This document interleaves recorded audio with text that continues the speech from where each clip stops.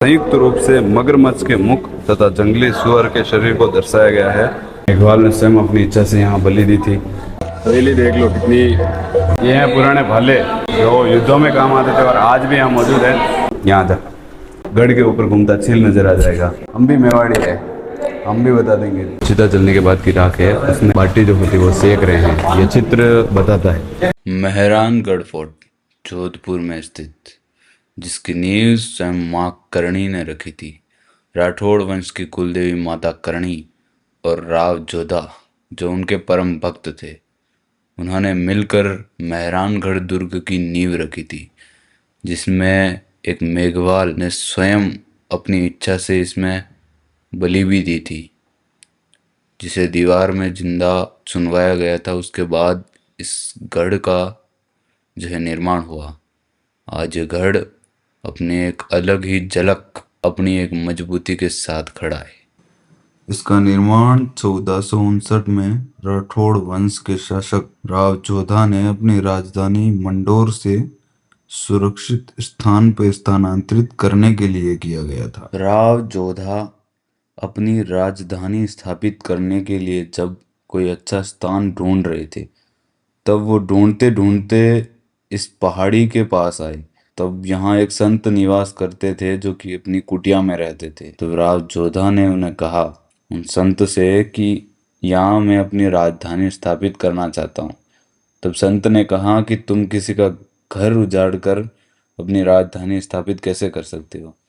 तब राज जोधा ने कहा कि मैं पूछ नहीं रहा, मैं बता रहा हूँ।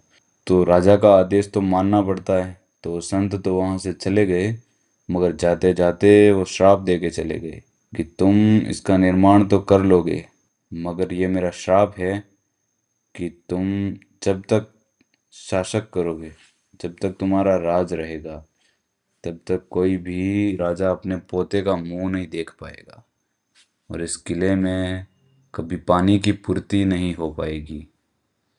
और वो श्राप उस संत का कई सदियों तक, जब तक उनका राज चलता रहा, तब तक वो श्राप बना रहा।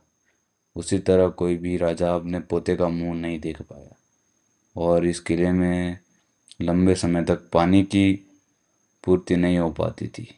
पानी की समस्या बनी रहती थी, क्योंकि ये सब उस संत के श्राप की वजह से हुआ, जिनका घर उजाड़ कर मेहरानगढ़ दुर्ग बसाया गया।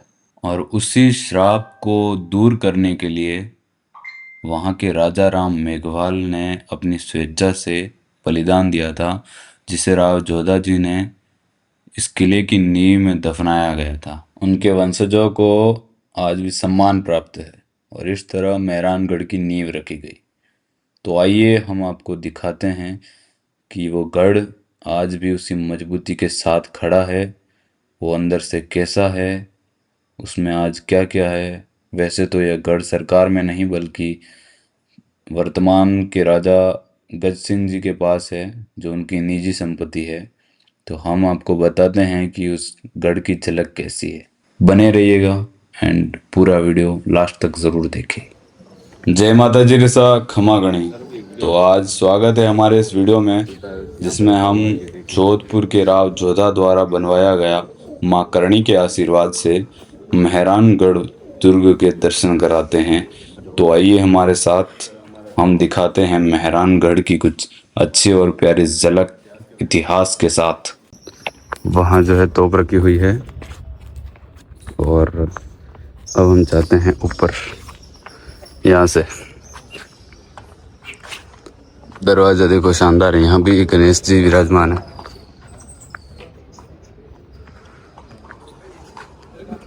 मेहरानगढ़ की बात ही अलग है, राव जोधा जी द्वारा बनवाया गया। हवेली देख लो कितनी, जो इनका पुराना राजमहल कितना ऊंचा है।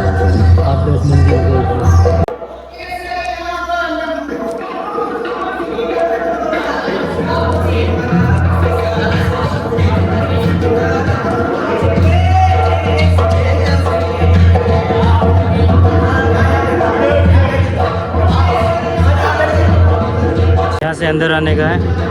यहाँ से ऐसा है कि एकदम हाथी उधर से आके दरवाज़ा नहीं तोड़ सकता, इसलिए एकदम टेढ़ा बना रखा है। और यहाँ से फिर अंदर जाते हैं। ये पुराने ज़माने के घड़े हैं जो आज भी यहाँ रखे हुए हैं। उस समय के राजा महाराजा के समय के आज इस किले में मौजूद है। किला की ऊंचाई बहुत है। तो यहाँ की जो रानियों ने जोहर किया उनके निशान में आपको बताते हैं। मेहरानगढ़ फोर्ट में है ये देखिए।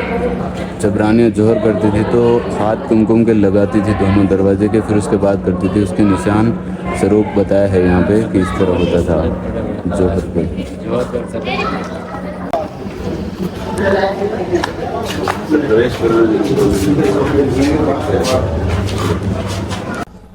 ये मेहरानगढ़ की हवेलियाँ हैं और आगे चलते हैं हम, जैसे जैसे दिखाते हैं सुंदर नज़ारे इस दुर्ग के। तोड़ फोड़ वगैरह कुछ नहीं है इसमें, सुंदर महल बने हुए हैं। ओके, जोधपुर मेहरानगढ़ के पुराने राजा महाराजाओं की तलवारें, ये देखिए शाही तलवारें हैं और इसमें सोने चांदी अलग अलग तरह की तलवारें हैं। देखो इस पर लग रहा है सोने की तलवारें हैं। ये ढाल और कटार और सिर का कवच और पुरानी बंदूक है जो मेहरानगढ़ दुर्ग में है। पुरानी युद्ध में काम आने वाले शस्त्र। ये रानियों को ले जाने के लिए जो पालकी होती थी बड़ी, वो है। और बाकी सामने तोप पड़ी है नीचे छोटी, ये देखिए। ये पुराना ताला और आगे वो जो है वो सिक्के चलते थे वो। कांसा की मूर्ति के रूप में टली तोप जिसका आकार मकर के समान है, संयुक्त रूप से मगरमच्छ के मुख तथा जंगली सुअर के शरीर को दर्शाया गया है। 18वीं शताब्दी में बनवाई गई तोप। ये अलग अलग ऐसे डिजाइन में बनी हुई तोप है। आगे सुअर का मुख है और पीछे मकर का है और एक तोप वो सामने पड़ी है।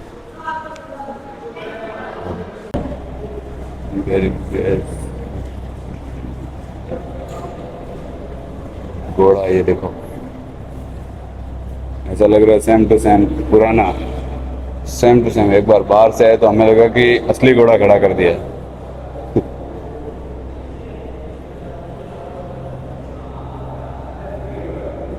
अखोट और युद्ध। मारवाड़ में विशेष रूप से हिरण और जंगली सूअर जैसे पशुओं का आखेट केवल मनोरंजन नहीं था बल्कि सैन्य प्रशिक्षण और महत्वपूर्ण माध्यम था। यह सवार के साहस, सहन शक्ति, सटीकता, घोड़े, हथियार उनके नियंत्रण की परीक्षा लेता था। राजपूत लघु चित्रों में शासकों और सरदारों में प्रशिक्षित अश्व पर सवार होकर शिकार का पीछा करते हुए दिखाया गया है। घोड़े की गति, शक्ति, अनुशासन आखेट की वीरता, कौशल और सत्ता के प्रभावशाली प्रदर्शन में बदल देते थे। युद्ध में घोड़े की भूमिका और निर्णायक हो जाती थी। घुड़सवार सेनाएं तीव्र गमन, पार्श्व आक्रमण और समन्वित धावों के लिए अपने अश्वों पर निर्भर था, जो युद्ध का परिणाम तय कर सकते थे। घोड़े योद्धाओं को जटिल संरचनाओं में गति देते हुए तलवार, भाला, धनुष और ढाल के सटीक प्रयोग में सक्षम बनाते थे। उनकी सहन शक्ति, रणनीति गतिशील और सुनिश्चित करती थी कि जबकि उनके फुर्ती निकट युद्ध में अत्यंत उपयोगी सिद्ध होती थी। इस संदर्भ में घोड़ा मात्र परिवहन का साधन नहीं बल्कि रणनीति बल अनिवार्य साथी था। अखेट हो या रणभूमि, सवार घोड़े का एक मौलिक संबंध हुआ करता था। साथ मिलकर वे शक्ति, निष्ठा और निर्णायक कर्म के लिए राजपूत परंपरा और सत्ता के आदर्शों का प्रतीक बना जाता। तो इसमें घोड़े की वीरता के बारे में, घोड़े की सुध-बुध और उनकी बुद्धि, उनकी सहन शक्ति, हर चीज़ के बारे में, घोड़े के बलिदान के बारे में बताया गया है। तो यहाँ काफ़ी तस्वीरें वगैरह लगी हुई हैं। ये देखिए वीर योद्धाओं की तस्वीरें लगी हुई है जो बनाई गई हैं। बाकी आगे चलते हैं, हम देखते हैं कि क्या। शीश महल, लाइटिंग बंद है और राजा महाराजा के समय राजकीय सभा होती थी, वो इस जगह बैठकर हुआ करती थी। को फूल महल के नाम से जाना जाता है।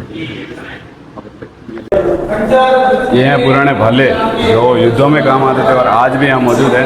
और बाकी आप सामने देखिए वहाँ पे पुराने शस्त्र पड़े हुए हैं, छोटे मोटे कटार, गन्स और तलवारें, ढाले।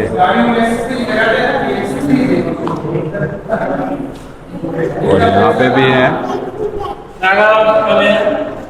ये देखिए, ये पुराने ढाल हैं और सिर के मुकुट वगैरह हैं, हाथों के पहनने के पूरे कवच हैं सुरक्षा के लिए।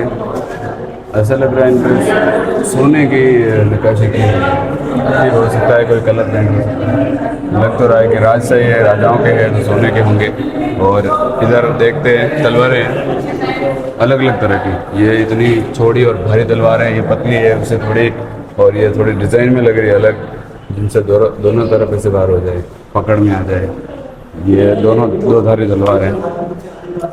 दो धारी तलवार बहुत कम देखने को मिलती है, ये दो धारी तलवार है। उसके बाद ये मियान में रखी हुई है। और आगे देखते हैं, यहाँ ढाल और तलवार यही भी है। फिर चलते हैं आगे की ओर, जो हमने चित्तौड़गढ़ में देखा था फतेह महल म्यूजियम में, वो वैसा वैसा सिस्टम यहाँ भी यहाँ के राजाओं के करते। एक चीज़ तो है, मारवाड़ में गर्मी बहुत है। और सबसे मेन इम्पोर्टेंट चीज़ बताऊँ, यहाँ तक हम तीनों हैं, ब्लॉग भी शूट हो रहा है, मेन वीडियो भी शूट कर रहे हैं। वैसे यहाँ की ऐसा कोई युद्ध तो है नहीं, उसके बारे में बताया। एक मेन युद्ध राज जोधा जी द्वारा इस मेहरणगढ़ का जो है नींव रखी गई थी माता करणी द्वारा। और एक मेघवाल ने स्वयं अपनी इच्छा से यहाँ बलि दी थी आत्मदाह करके। तो ऐसा कुछ हिस्ट्री आपको भी बताएं। और सबसे बड़ी चीज़ सौभाग्य कि यहाँ आते ही आपको गढ़ के ऊपर घूमता चील नज़र आ जाएगा। और हमें भी आते सबसे पहले उसी के दर्शन हुए थे, राज निर्जला एकादशी। और हम तीनों ना तो सुबह से कुछ खाया है ना पिया है। यहाँ हमारे यहाँ से ज़्यादा गर्मीला इलाका, हमारे यहाँ ठंडक अच्छी रहती है। हम मेवाड़ से आए, मारवाड़ में, हम भी मेवाड़ी है, हम भी बता देंगे। निर्जला एकादशी हम भूखे प्यासे इतनी गर्मी में सहन कर लेंगे, पानी आज तो रात को पियेंगे। हम भी बता देंगे कि मारवाड़ पे इतनी गर्मी सहन करने की क्षमता है हम मेवाड़ियों में। कमागढ़ी जय मेवाड़। वीर दुर्गादास जी राठौड़, ये उनकी शाही तलवार है जो आज भी यहाँ मौजूद है। और ऊपर जो आप पेंटिंग देख रहे हैं वो दुर्गादास जी है। ये यहाँ पे जो है किसी की राख है, उसकी जो चिता जलने के बाद की राख है, उसमें जो है ये बाटी जो होती है वो सेक रहे हैं। ये चित्र बताता है बाटी सेक रहे हैं, क्योंकि वो ज़्यादातर घोड़े पर ही युद्ध करते रहते थे। यहाँ औरंगजेब के समय में दुर्गादास राठौड़ जी के बारे में वैसे तो सब जानते हैं। और यहाँ के वंश की रक्षा करते हुए, यहाँ के वंशज जसवंत सिंह जी की रक्षा करते थे पहाड़ों में उनको ले जाकर। तो औरंगजेब के टाइम में वो ज़्यादातर घोड़े के ऊपर ही बैठे रहते थे। तो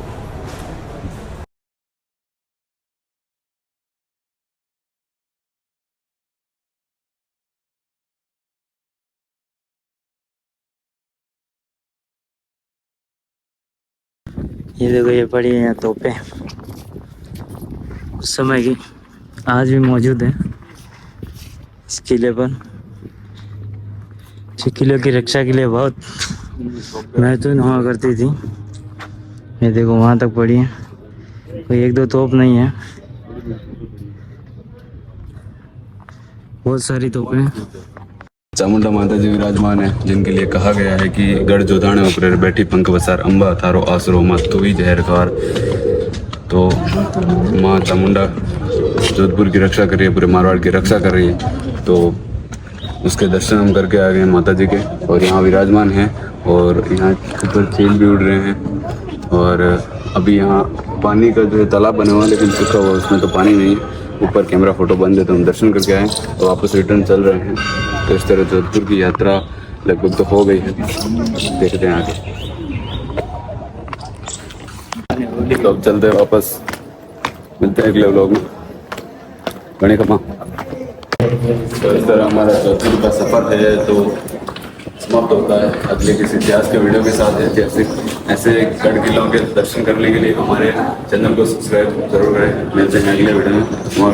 जय माता जी।